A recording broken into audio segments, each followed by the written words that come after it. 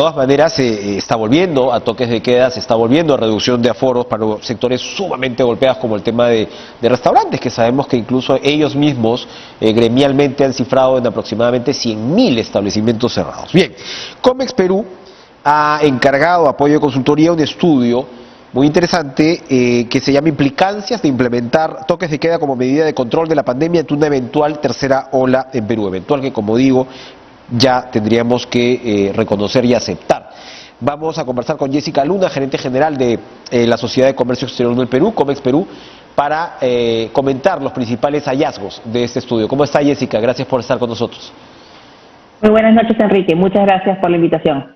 ¿Cuáles son las conclusiones que usted relevaría por encima de las demás de este estudio?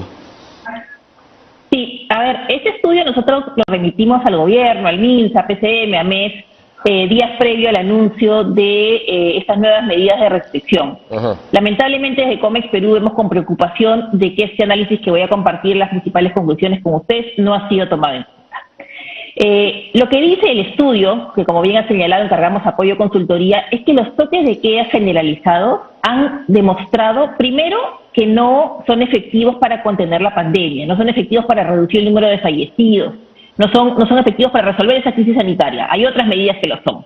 Y segundo, no solo no es eficaz, no es efectivo, sino que además puede tener un impacto muy negativo en la actividad económica, sobre todo en los sectores de servicios, que les ha costado mucho la recuperación. ¿Y en cuál incidimos principalmente? En el tema de restaurantes. ¿Qué concluye el estudio? Que la ampliación de estas 3 horas del toque de queda va a generar una caída del 12% en la actividad económica, en el PBI de restaurantes, y una caída del 8%, que es preocupante en un sector que además, como sabemos, es altamente informal. Entonces, rápidamente vamos a sentir ese impacto en el empleo, en trabajadores de cocina, de limpieza, meseros, que va a golpear muchísimo este sector de restaurantes en el Perú. Entonces, esa es la primera conclusión. El toque de queda, con un informe técnico basado en evidencia, no es eficaz para contener la pandemia y, por otro lado, tiene un impacto muy duro en la actividad de servicios, sobre todo en lo que es restaurantes. Una segunda... Sí, adelante. Una segunda conclusión que hacemos, porque no todas son malas noticias, ni queremos generar pánico, lo que tenemos que reconocer es que los importantes avances que ha tenido el gobierno en temas de vacunación ha sido la medida más eficaz. De hecho, se ha roto esa relación de contagios con fallecidos, ¿no es cierto? Entonces tenemos, como bien señalaste tú en la introducción, tenemos más del 80% vacunadas en Lima Metropolitana, y se ha visto que se ha roto esa relación de fallecidos, ¿no? Claramente también, o sea, eso significa que tenemos una mejor protección frente a la pandemia. ¿El reto cuál es en vacunación? Que sea más homogéneo a nivel nacional. Lo que analizamos aquí es que, por ejemplo, Lima y otras ciudades costeras tienen niveles por encima del 80%, pero, por ejemplo, Puno o las regiones de la selva se encuentran en niveles entre el 50 y 60%, así que se tiene que seguir empujando la vacunación como una medida que sí ha probado ser eficaz para contener la pandemia. Y antes de cerrar esta primera intervención, un tema que me olvidaba es, analizábamos también otros países, porque ese tema del toque de queda, cómo está en otros países, y lo cierto es que ningún país de la región tiene hoy en día vigente toques de queda. Ni Santiago de Chile, ni Buenos Aires, México, Sao Paulo, entre otros, Bogotá, ninguno tiene toques de queda porque no es una medida eficaz, porque no ayuda a contener la pandemia y sí afecta duramente la actividad económica del país. Bueno, entonces queda claro que la vacunación es, ¿no?, por sobre todo la medida más eficaz, y tenemos estos referentes de la región. Ahora, en Europa, por ejemplo, que acaban de señalar la OMS, que esperan que un gran porcentaje de la población se contagie, ¿no?, con Omicron en las próximas semanas, sí se están retornando a determinadas medidas, pero claro, son medidas que de repente nosotros nunca hemos dejado. Por ejemplo, el mandato de mascarillas en la calle. El informe también reitera que tenemos que regresar y recordar a probablemente ser más estrictos con los protocolos. También nos hemos relajado, ¿no? Mira, sí, justamente analizamos las diferentes medidas. Incidimos en el tema de toques de queda, pero analizamos qué tan eficaces son otras medidas. Y ahí tenemos un tema que es importante. La estrategia para contener la pandemia tiene que ir actualizándose, tiene que ir incorporando criterios técnicos y científicos para adecuar y no cometer errores pasados. ¿Qué cosa vemos? Primero, lo más importante, avanzar en vacunación. Segundo, otras medidas, uso de mascarilla. Tercero, aforos es importante, ¿no? Los aforos también se han reducido, tiene que haber fiscalización en el tema de aforos. Esos son temas muy relevantes. Y además, en esta adecuación de la estrategia, como hemos visto, esta nueva variante es altamente contagiosa. Si bien uno no desarrolla cuadros graves, complicaciones en la enfermedad, es altamente contagiosa. Todos tenemos amigos, familiares cercanos contagiados. Así es. Aquí es importante que el gobierno acelere y refuerce esa política de testeo, ¿no? Estamos viendo largas colas en los puntos de testeo y de pruebas en las diferentes ciudades.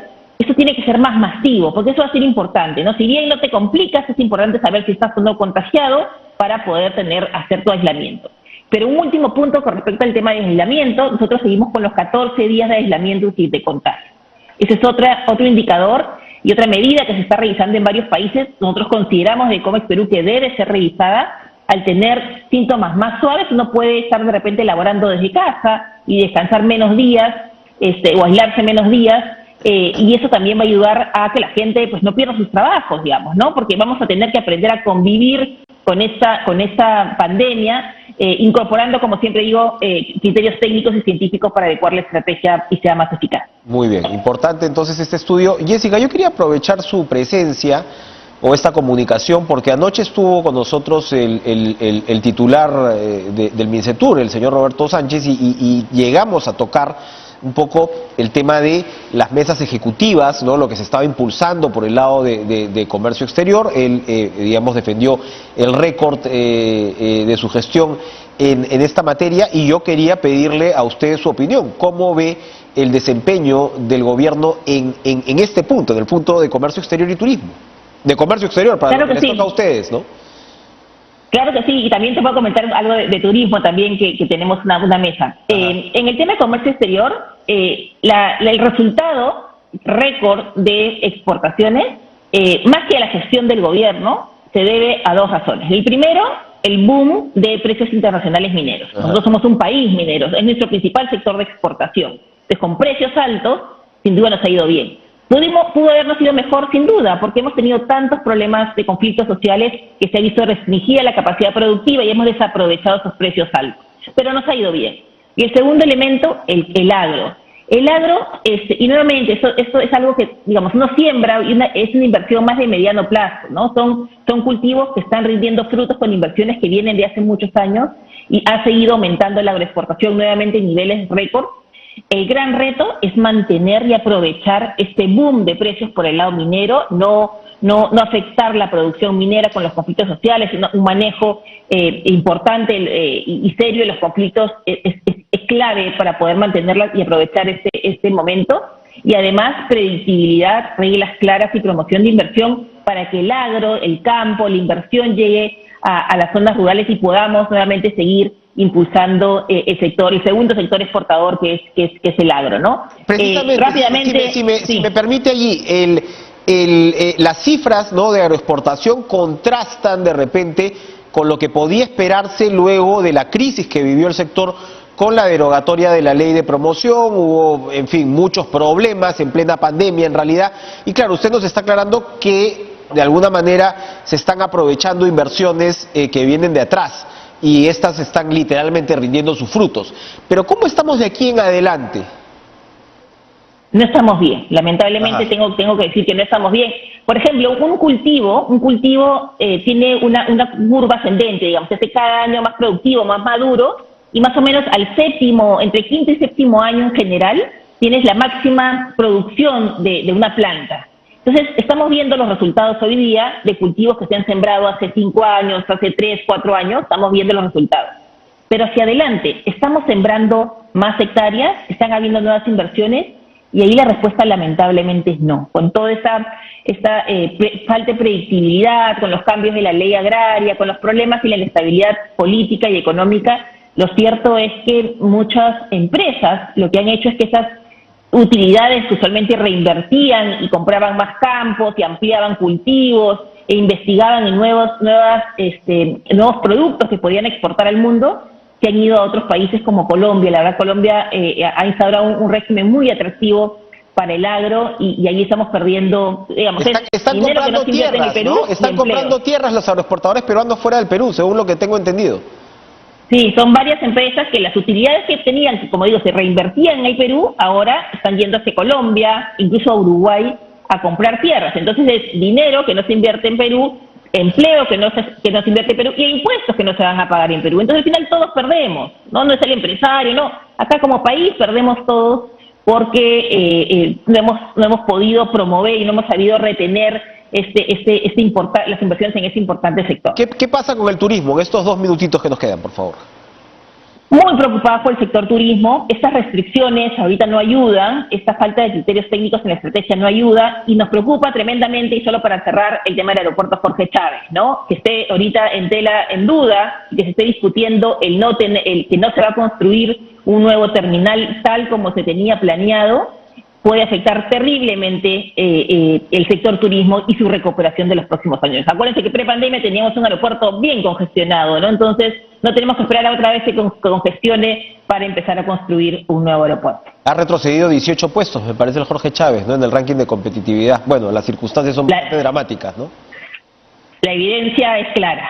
Es momento de hacer la inversión, es momento de estar preparados para recibir a nuestros turistas que vengan a gastar su dinero en el Perú con la mejor infraestructura, y para eso el Aeropuerto Internacional Jorge Chávez es fundamental.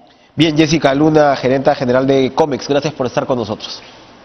Muchas gracias, buenas noches. Buenas noches. Vamos a continuar dándole la bienvenida